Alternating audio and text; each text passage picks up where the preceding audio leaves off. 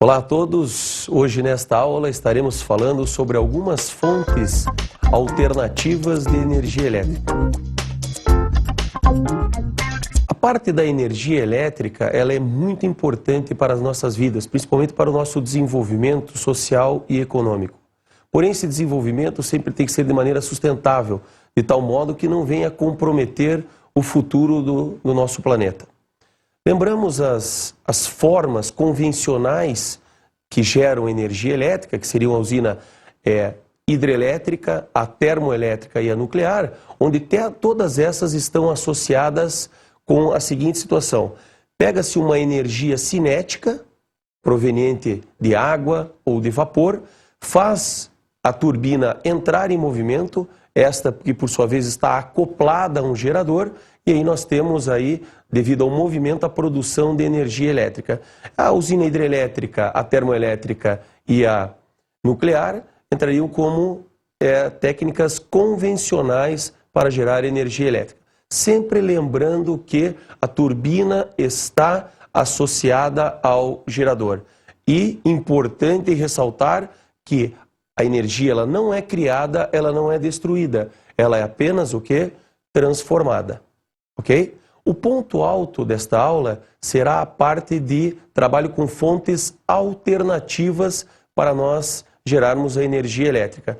A questão neste momento não é se aprofundar na explicação de uma usina que gera energia elétrica. Porém, iremos ver o básico de funcionamento de uma usina elétrica. O gerador de eletricidade é constituído basicamente por uma espira, fio condutor com um formato semelhante ao da figura, imersa em um campo magnético. Pelo fato de estarem acoplados, quando a turbina gira, a espira também gira em torno do seu eixo central. Isso faz com que o fluxo de campo magnético no interior da espira sofra variações, o que provoca uma DDP, diferença de potencial, que por sua vez provoca uma corrente elétrica. Agora estaremos verificando como que funciona as usinas. Estaremos pontuando da usina hidrelétrica, termoelétrica e a nuclear. Lembre que todas precisam de energia cinética para movimentar a turbina. Então, da energia da usina hidrelétrica, esta energia cinética que vai fazer a turbina movimentar será do quê? Do movimento da água, a energia cinética da água devido a uma diferença de potencial. Já na usina termoelétrica, esta energia cinética é provinda do aquecimento, da queima de um combustível que por sua vez vai colocar este calor em contato com a água e essa vai entrar em ebulição e fazer com que o vapor entre em movimento, gerando uma energia cinética para fazer a turbina entrar em movimento. Já na usina nuclear, estaremos trabalhando com a energia, o calor, provindo da fissão nuclear, da quebra do núcleo, onde vai liberar essa energia que, por sua vez, vai aquecer a água e fazer ela mudar de estado físico, e este vapor, provindo da mudança de estado físico da água, vai entrar em movimento e, tendo energia cinética, é transformada, faz a turbina girar, que vai transformar em energia elétrica. Porém, é de grande importância nós pontuarmos as vantagens e desvantagens dessas usinas. Então, a começar pela usina hidrelétrica. A vantagem: o Brasil tem uma grande quantidade de água, então isso é fácil para a gente poder armazenar isso, represar e fazer com que nós podemos ter aí a energia cinética que precisa para mover a turbina. A grande desvantagem é que quando você vai represar essa água, ela vai inundar um habitat dos animais, dos vegetais, atrapalhando aí a fauna e a flora já existente. Já na usina termoelétrica, a vantagem dela é que ela pode estar sendo construída próximos de centros, de grandes centros econômicos, residenciais, de onde está a população. Já a desvantagem seria o quê? A emissão do quê? De CO2, que na verdade vai afetar aí, ou vai estar contribuindo para com que o planeta não venha a funcionar de maneira normal. Já na parte da usina nuclear, A vantagem também é por ela poder ser construída próximo dos grandes centros, mas a desvantagem é o lixo nuclear, o resíduo que isso sobra, ok? Então, sempre lembrando que a nossa ideia agora é trabalhar com fontes alternativas, ver aí a criatividade do ser humano para poder produzir, criar essa energia elétrica através de alternativas que não venham a danificar, ou se vier a danificar, o menos possível a parte do nosso sistema, do nosso planeta. Sempre tentando trabalhar da maneira mais ecologicamente correta.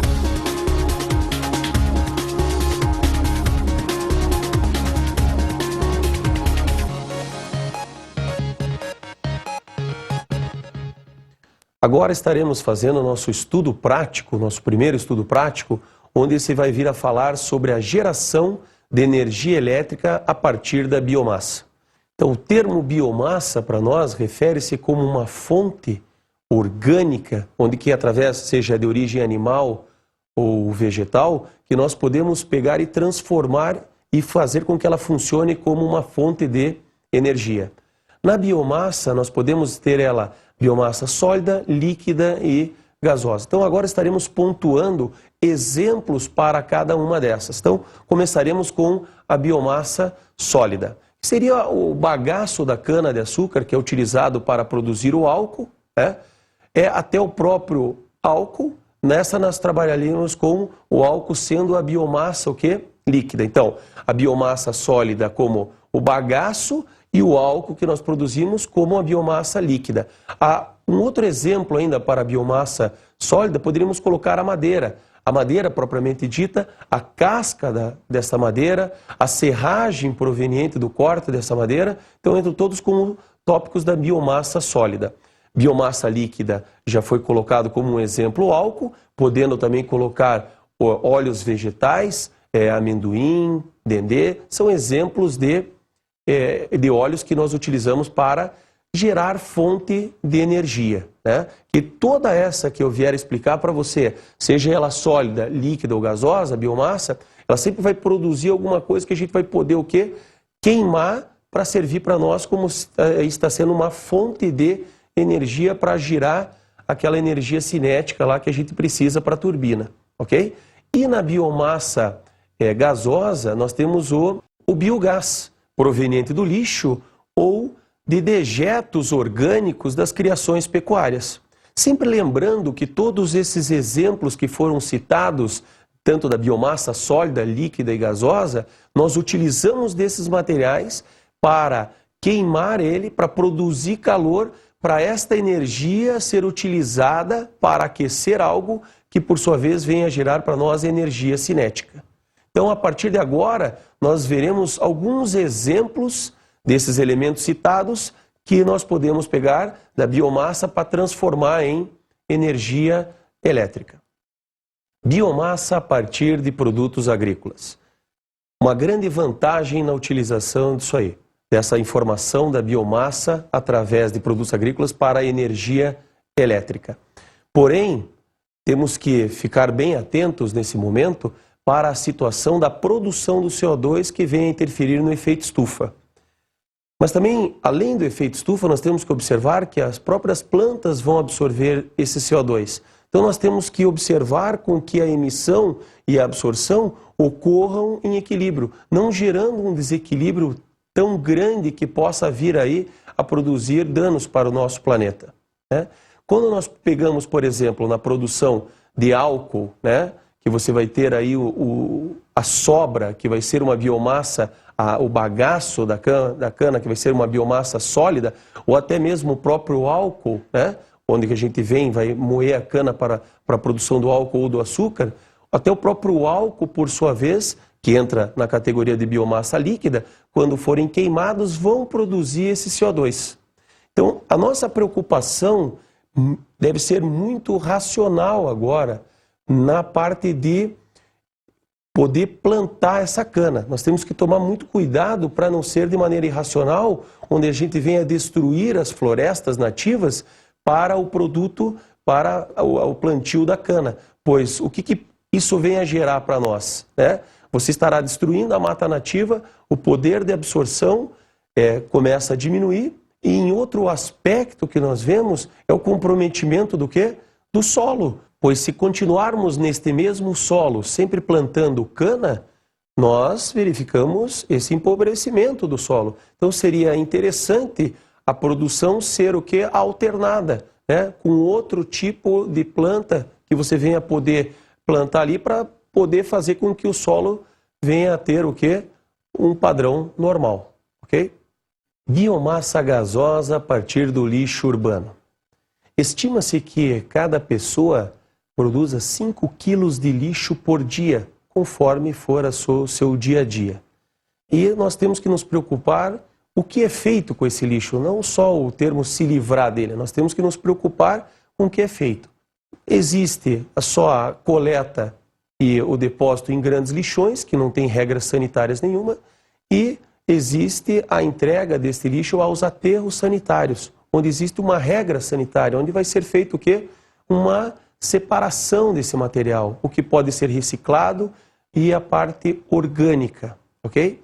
Embora a gente trabalhe com essa biomassa gasosa a partir do lixo urbano, existem várias vantagens para essa situação. Embora as desvantagens econômicas, por exemplo, que não é viável, a ponto econômico que não é viável, embora o poder calorífico dela seja muito grande. Outra desvantagem, se nós pudéssemos analisar, é na parte da emissão desses poluentes, né, que vem a agredir aí a nossa Terra, a nossa atmosfera, o efeito estufa, né?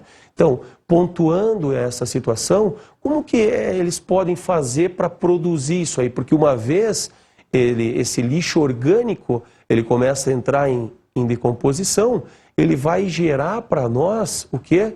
Um gás, o metano, e que na verdade ele é mais prejudicial para o efeito estufa do que o próprio quê? CO2. Então faz a compostagem. O que seria esse termo compostagem? É você colocando camadas desse lixo orgânico e fechando ele para justamente ele entrar o quê? Em decomposição.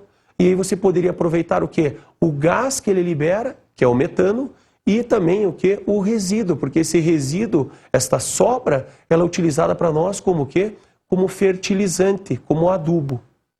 Podemos ver então a biomassa gasosa a partir do lixo urbano, essa usina, através da ilustração a seguir. Primeiramente, uma rede de cerca de 50 quilômetros de extensão, ela coleta o gás formado na decomposição do lixo orgânico do subsolo do aterro. Essa é a compostagem. Em segundo momento, o gás é encaminhado por sucção para uma usina de geração de energia elétrica. Em terceiro momento, nós observamos já no interior da usina o gás movendo 24 motores geradores, que têm potência aproximada de 22,6 megawatts e vão ter um consumo hora de 10 milhões de litros de gás, esse gás, o metano.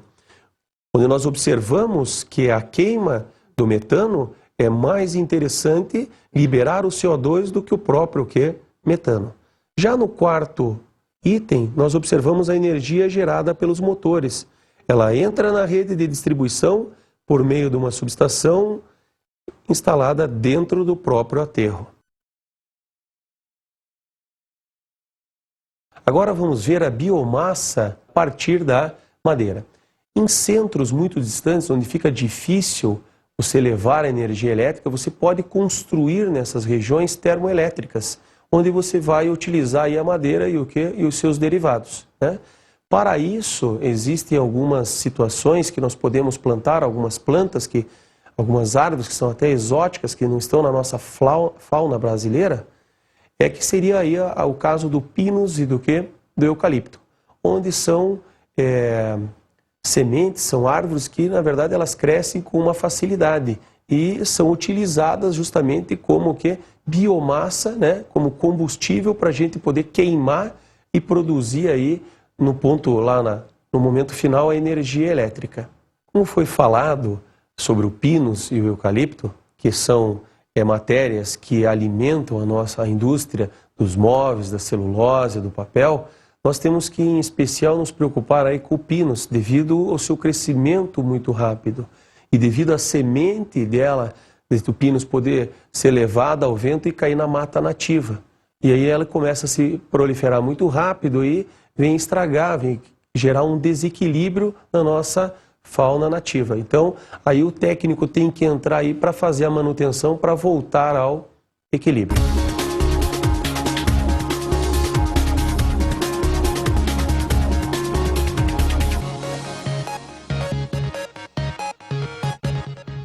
Geração de energia elétrica a partir do oceano. Nós podemos aí obter esta energia a partir de dois momentos provindas do oceano. As marés e as ondas. Em primeiro momento, observaremos agora a geração de energia elétrica a partir das marés. O importante para a gente começar essa explicação agora é nós nos atermos ao conceito de vasos comunicantes. O que nós vamos fazer agora é algo parecido com o que acontece nas usinas hidrelétricas, né? Onde a passagem da água gera energia cinética que vai movimentar as turbinas. Então aqui quem vai fazer o papel vai continuar sendo a água, só que agora é a maré que vai fazer com que ocorra este movimento da água, ok? Então quando a gente fala no termo vasos comunicantes, o próprio nome já nos diz do que quer dizer. São vasos que se comunicam. E é importante a gente observar na física uma situação que nos vasos comunicantes, independente do tamanho, do diâmetro ou da altura desses vasos, a quantidade de líquido, se nós estivermos trabalhando com um líquido só, a quantidade de líquido que nós despejarmos em um vaso, no outro vaso, como eles se comunicam, eles vão crescer em alturas iguais. Ou seja, se você vai colocando água num vaso comunicante, lá no vaso A, por exemplo, você vai ver que no vaso B eles vão crescendo, o nível da água vai permanecendo o mesmo. Porque existe uma definição que fala que se nós tivermos um líquido e este líquido estiver em equilíbrio, ok? Pontos que vão estar na mesma superfície horizontal terão a mesma pressão, que nós chamamos aí de uma superfície isobárica. Então a pressão que vai estar no vaso A e no vaso B, como elas estão no mesmo nível e são do mesmo líquido, essas pressões vão ser o quê? Iguais. Então, o que acontece? Quando a gente fala do conceito de pressão, é bom a gente observar que ela vai depender do quê? Da densidade, da gravidade, da aceleração da gravidade. Então, densidade, que é representado para nós como D, da gravidade como G, a aceleração da gravidade, e da altura, que nos dois ramos, nos dois vasos, elas são o quê? Iguais, ok? Então, a pressão vai depender da densidade, da gravidade e da altura. Então, o que acontece? Você vai represar, vai fazer uma diferença entre o mar e aonde vai ficar, justamente para você criar o quê? Um vaso A e o vaso B. Então, o vaso A seria onde está o mar, e vaso B onde que você quer que este líquido, o quê? Vá fluir para o vaso B. E neste fluir, como elas têm que ficar em níveis iguais, o que vai acontecer? Essa água por si vai se deslocar por este duto que liga o vaso A com o vaso B, e ali vai estar instalado o que? A turbina. Então, quando a água vem, devido à maré, ela vai impulsionar, ela vai entrar em movimento e vai fazer a turbina o quê? Girar. E por sua vez, isso vai acontecer até que momento? Até o momento que a maré estiver o quê? Subindo. Então nós temos que observar que a produção de energia vai ocorrer quando? Quando a maré estiver subindo ou quando a maré estiver o quê? Descendo. Por isso uma preocupação muito grande para a geração de energia através das marés é que ela não é contínua. Ela só vai existir enquanto a maré estiver ou subindo ou o quê? Descendo. Então, que fatores importantes nós temos que levar em consideração quando vamos construir uma usina que, entre aspas, vai nos alimentar com essa variação da maré? Nós temos que observar o quê? O volume de água que vai ter nesse reservatório, as marés e a topografia desta região. Então agora vamos ver os fatores que viabilizam a produção da energia. Então, a alta das marés, onde aqui podemos citar o exemplo do litoral do Maranhão, onde essas marés chegam a ter uma diferença de 7 metros, isso facilita, porém, em contrapartida, a topografia, que é o segundo ponto para a viabilização da produção dessa energia, ela não é favorável. Então, sempre temos que olhar a maré junto com a topografia. Temos que observar também os fatores favoráveis para nós da utilização dessa energia. Não polui, ok? É renovável e produz baixos impactos, ambientais. Qual seria agora o ponto desfavorável? Lembre, só vai produzir a energia elétrica enquanto tiver a maré subindo ou descendo. Esse é o ponto desfavorável para a produção de energia elétrica usando esse sistema. Geração de energia elétrica a partir das ondas. Ela vai aproveitar este vai e vem das ondas, que será o movimento, que será a energia cinética que vai impulsionar a turbina. Para nós entendermos um pouquinho melhor isso, nós temos que nos ater agora a uma fórmula, que é a Lei Geral dos Gases, onde essa trabalha com a pressão e o volume, é o produto da pressão pelo volume, representado por P para a pressão, V para o volume, sobre divisão, a razão, pela temperatura. Então, é pressão, volume sobre a temperatura. Isso você vai igualar com a pressão, volume e temperatura para uma outra situação, ok? Isso vale para a maioria dos gases. E através desta fórmula que nós podemos explicar o funcionamento desta usina, onde vai gerar essa energia usando as ondas, ok? Então observe o seguinte, quando você pega uma transformação, por isso que você vê na fórmula P1, V1, T1 igual a P2, V2, T2, ou seja, o 1 é um estado que ele se encontra e o 2 é um segundo estado onde um desses valores, ou a pressão, o volume, a temperatura, sofreu modificação. Então, se nós analisarmos as 3 transformações que podem ocorrer analisando para esta fórmula, você pode pegar, por exemplo, quando a pressão não variar. Quando a pressão ali, o teu P1 e o teu P2 forem iguais. Essa é uma transformação isobárica. Isobárica, pressão constante. Pode ser também uma transformação isocórica, que ela recebe outro nome de isovolumétrica ou isométrica. Então lembra, isocórica, isométrica ou isovolumétrica, onde vai nos dizer que agora o volume é constante. Da fórmula, o V1 e o V2 serão iguais. Então, isobárica, pressão constante, e isocórica, isovolumétrica, isométrica, volume constante. E temos a isotérmica. Térmica da temperatura constante. O T1 e agora o T2 terem valores iguais.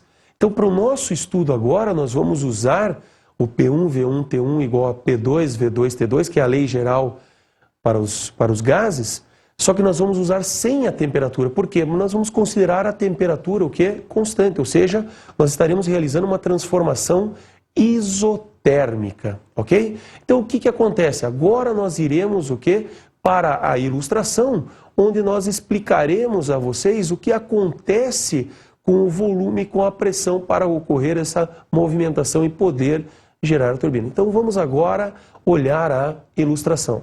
Como podemos observar agora na ilustração, na figura A, o que está acontecendo? Esta onda ela foi canalizada para um duto, que vai forçar o quê? A comprimir, a diminuir o volume. Se nós observarmos a fórmula do PV1 e PV2, nós observamos que a pressão e o volume vão trabalhar de maneira inversa. Então, o que está acontecendo aqui? Nós estamos diminuindo o volume, que por sua vez vai aumentar a pressão, que vai fazer o ar dentro deste, vamos assim chamar de chaminé, ele subir. Ele vai passar pela ali a turbina, que parece ali uma estrelinha. Com o aumento da pressão, esse ar vai subir, fazendo com que a turbina entre em movimento. Então, esse seria o movimento de a onda estar indo, que seria a figura A. Já na figura B, o que acontece? É a razão contrária. Agora, a onda vai embora. Isso vai fazer com que o volume aumente. Se o volume aumenta, o que vai acontecer? A pressão, em contrapartida, ela o quê? Diminui. E agora inverte o sentido do quê? Do ar. Ou seja, fazendo com que a turbina entre em movimento também. Então aí nós podemos exemplificar e mostrar como que o funcionamento das marés na ida de alterar o volume, diminuindo o volume e aumentando a pressão, e na volta, diminuindo o volume, aumentando o volume, perdão, e diminuindo a pressão. Só observem que na A e na B, o ar vai ter aí sentidos diferentes de movimento e a turbina, nos dois casos, estará o quê? Ajudando a produzir energia elétrica com o gerador.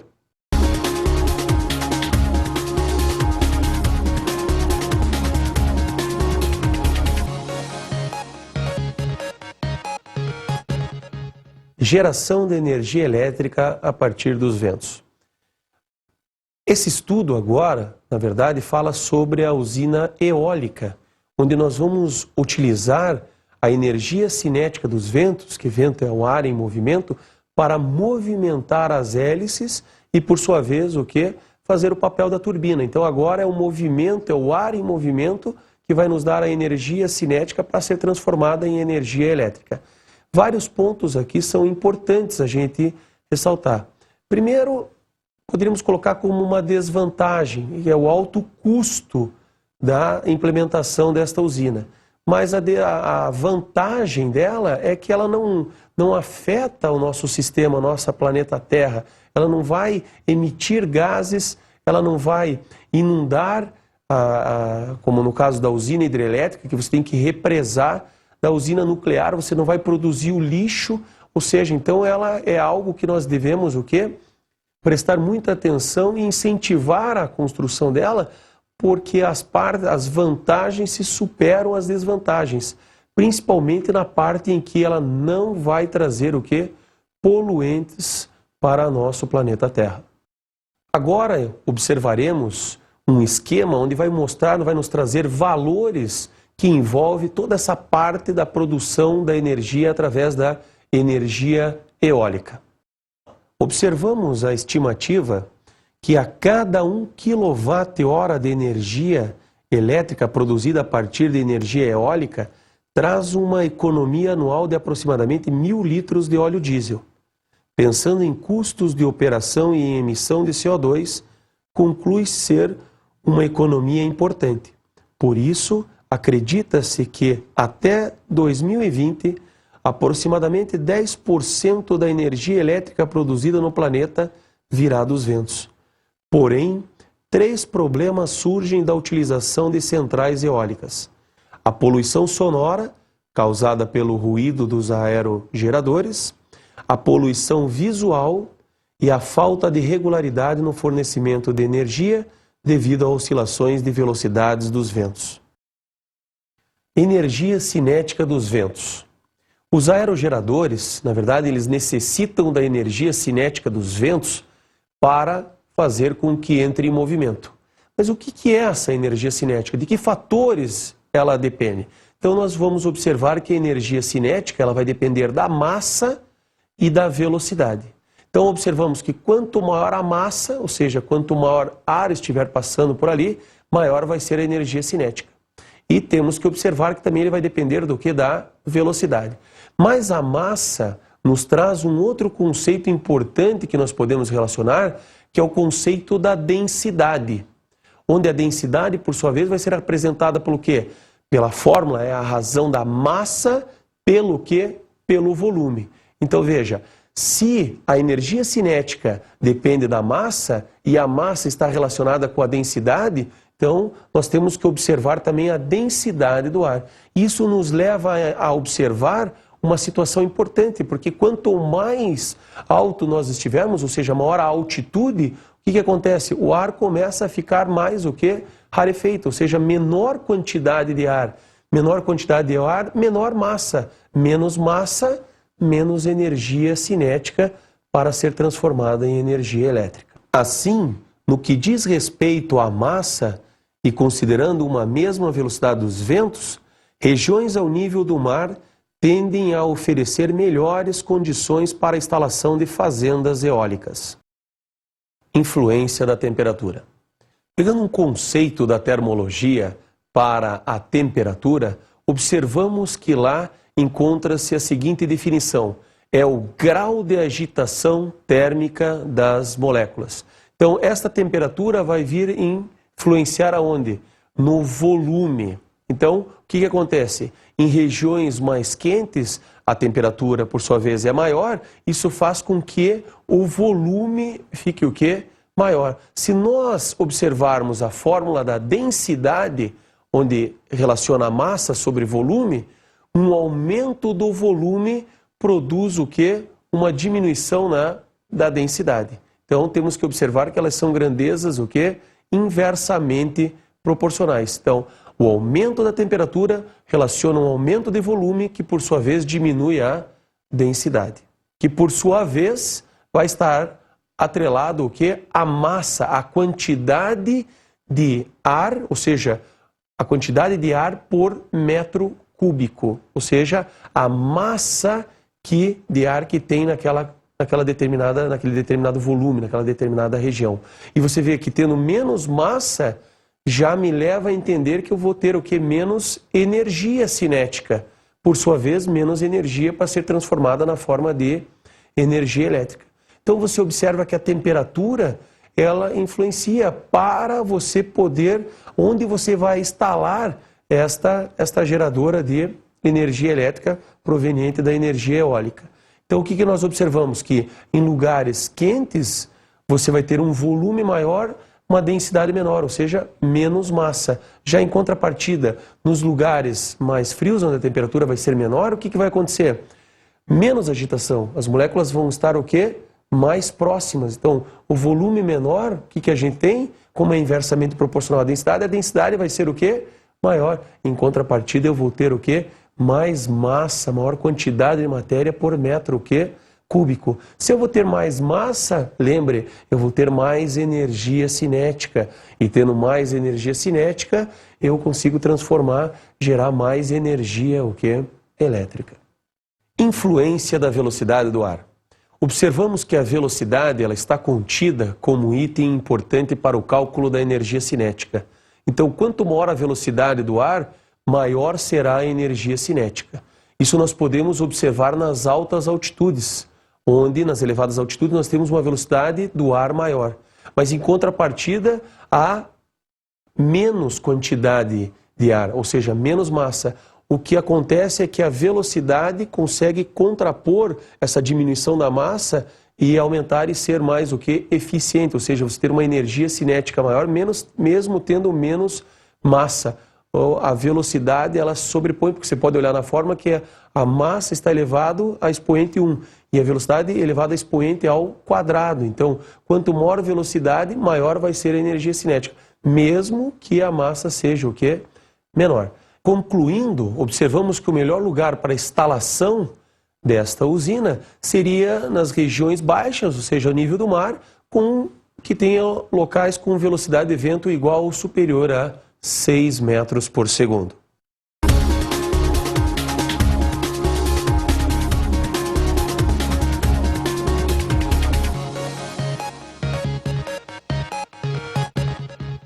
Nesta aula vimos fontes alternativas para a geração de energia elétrica, onde um conceito importante colocado foi a biomassa, que é justamente a fonte de energia que nós vamos precisar, que é proveniente do quê? Dos resíduos, da parte orgânica, seja animal ou vegetal. Lá nós encontramos a biomassa sólida, líquida e gasosa. Em momento queremos dar um ênfase dos aterros sanitários, onde você coloca para decomposição. Os resultados finais são muito importantes, porque daquele lixo você pode ter fertilizantes, bons fertilizantes, e ocorre a produção do gás metano. Este que é canalizado e vai servir como combustível para o funcionamento da usina, que agora funciona, a partir desse momento, funciona como uma usina termoelétrica. Então, a única coisa que você, em vez de queimar algum outro produto, você estará queimando o quê? O gás metano. E tudo isso vai estar relacionado com as seguintes habilidades. Habilidade 8. Identificar etapas em processos de obtenção, transformação, utilização ou reciclagem de recursos naturais, energéticos ou matérias-primas, considerando processos biológicos, químicos ou físicos neles envolvidos. Habilidade 10. Analisar perturbações ambientais, identificando fontes, transporte ou destino dos poluentes ou prevendo efeitos em sistemas naturais, produtivos ou sociais. Habilidade 12. Avaliar impactos em ambientes naturais decorrentes de atividades sociais ou econômicas, considerando interesses contraditórios. Habilidade 23. Avaliar possibilidades de geração, uso ou transformação de energia em ambientes específicos, considerando implicações éticas, ambientais, sociais e ou econômicas. Na sequência da aula, estudamos a geração de energia elétrica a partir dos oceanos, onde foi frisado 2 pontos importantes. O primeiro, através das marés, e o segundo, através da energia proveniente das ondas, né? E aí foi trabalhado alguns conceitos importantes, como vasos comunicantes, lei geral dos gases, energia cinética, energia potencial e energia mecânica. Dando ênfase à parte da geração de energia elétrica pelo oceano na parte das marés, nós trabalhamos com o sistema de vasos comunicantes, onde vimos que primeiro para instalar uma mini usina dessa é preciso que a maré ela sofra uma variação razoável para que essa movimentação gere aí a turbina da usina em questão, né? Então no vaso comunicante o que acontecia? Enchia-se uma determinada região, a outra vai enchendo no mesmo nível, e aí você tem movimentação de água, energia cinética, e essa energia cinética é justamente que faz o que? A turbina girar. E quando a maré vai baixando é o processo contrário, a água também vai agora fluir, só que em sentido oposto. E tudo isso, né, nos dá a formação, a geração da energia elétrica, que por sua vez estão ligadas às seguintes habilidades. Habilidade 8. Identificar etapas em processos de obtenção, transformação, utilização ou reciclagem de recursos naturais, energéticos ou matérias-primas, considerando processos biológicos, químicos ou físicos neles envolvidos. Habilidade 10. Analisar perturbações ambientais, identificando fontes, transporte e ou destino dos poluentes ou prevendo efeitos em sistemas naturais, produtivos ou sociais. Habilidade 12. Avaliar impactos em ambientes naturais decorrentes de atividades sociais ou econômicas, considerando interesses contraditórios. Habilidade 23. Avaliar possibilidades de geração, uso ou transformação de energia em ambientes específicos, considerando implicações éticas, ambientais, sociais e ou econômicas. E por último, vimos como fonte alternativa de energia a energia eólica, a energia elétrica produzida através da energia, da força dos ventos, né? Aí vários fatores foram importantes. Nós usamos aí muito a termologia para nos explicar alguns conceitos que influenciavam na velocidade do vento, como a temperatura, que estava ligada ao grau de agitação térmica das moléculas, que essa, por sua vez, influenciava na densidade, que, por sua vez, né, influenciava no volume, que influenciava na densidade e fazia com que você tivesse mais ou menos massa. E isso, por sua vez, trazia uma consequência muito importante para nós na energia cinética do vento, né? Na energia cinética, na velocidade com que esse ar em movimento, que é o vento, gerava nas pás dos transformadores aí, nós chamamos de usinas eólicas. Também vimos que, por mais que seja uma fonte que não cause muito dano, mas sempre tem as suas partes, vamos assim, entre aspas, dizer, as suas partes negativas, que seria a poluição visual, a poluição sonora, né? E o espaço em que ela está ocupando, até mesmo com os animais, onde podem vir aí a sofrer choques com essas hélices aí, por sua vez, causar pequenos danos. Mas veja que as desvantagens são mínimas em relação às vantagens. E tudo isso foi relacionado, né, está ligado com as seguintes habilidades. Habilidade 8. Identificar etapas em processos de obtenção, transformação, utilização ou reciclagem de recursos naturais, energéticos ou matérias-primas, considerando processos biológicos, químicos ou físicos neles envolvidos. Habilidade 10. Analisar perturbações ambientais, identificando fontes, transporte e ou destino dos poluentes, ou prevendo efeitos em sistemas naturais, produtivos ou sociais. Habilidade 12. Avaliar impactos em ambientes naturais decorrentes de atividades sociais ou econômicas, considerando interesses contraditórios. Habilidade 23. Avaliar possibilidades de geração, uso ou transformação de energia em ambientes específicos, considerando implicações éticas, ambientais, sociais e ou econômicas.